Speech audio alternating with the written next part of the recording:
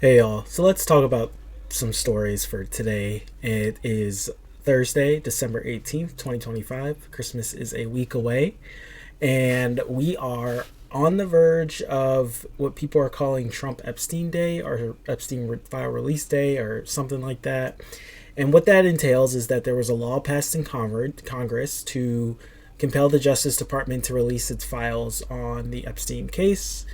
People have been talking about a potential client list. People want to know how people in power in America, from multiple presidents to leaders of business, academia, so on, were involved with Jeffrey Epstein. So there is a reckoning that people are looking forward to and hoping that tomorrow will bring. I, on the one hand, am just wanting to be a witness. I am unsure what will happen. A lot could happen to documents overnight or over the weeks that the law was signed, between the weeks the law was signed. And also, we just don't know how this will be handled. But one thing we do know is that the situation continues to be absolutely disgusting. And we can just tell that with what Democrats released on the Hill today, which really included some disturbing stuff. I'm just looking at my computer right now, and we have photos that contain images of women with passages from Lolita. Mind you, that's a novel about the sexual abuse of a child. And in these photos, there were literally inscribed from the book on the bodies of women, like Lolita, the tip of the tongue. It's really wow, just gross. And text messages of people sending women pictures, age, height, weight, origin, and price tagged.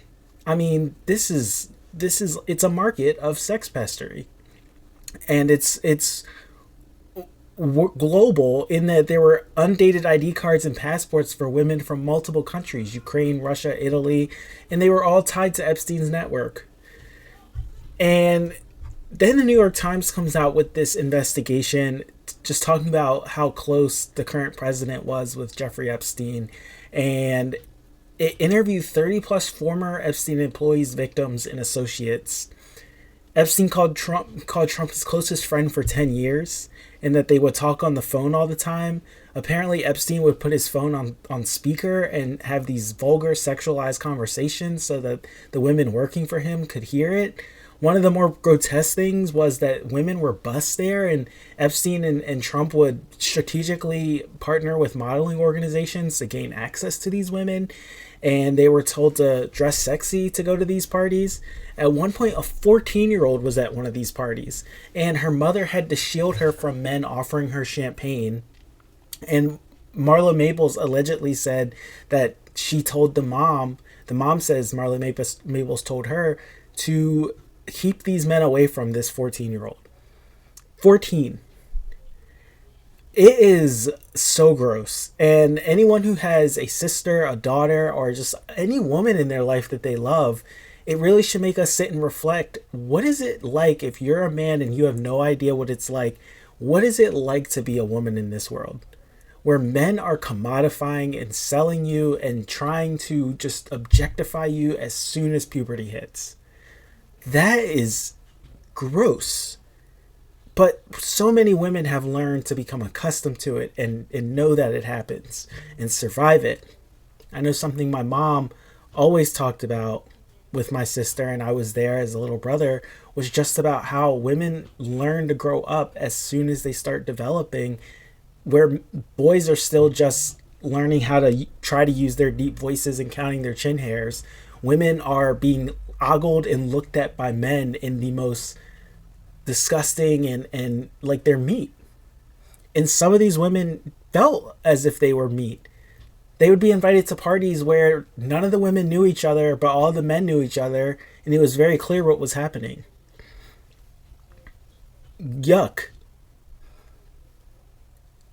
So that's one thing that's happening in the news today. And another thing, it's just really hard to like even talk about anything else with that kind of a story just moving around. And we re-elected that person even after there were just so many other stories about his treatment of women and what he did to women. And he's adjudicated as harassing and raping women. And this is what the country says is okay. This is the moral standard. But if we're to be real, the Democratic Party lost a winnable election.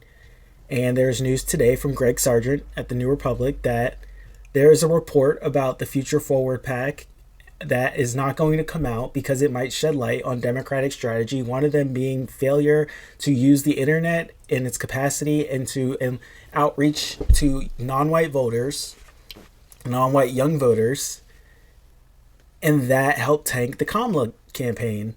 And this report is not going to come out because too many stakeholders, some who took $600 million in money, and people are wondering where that money went, do not want this report to come out because it implicates just how big a failure 2024 was for the consultant centrist Democratic elite.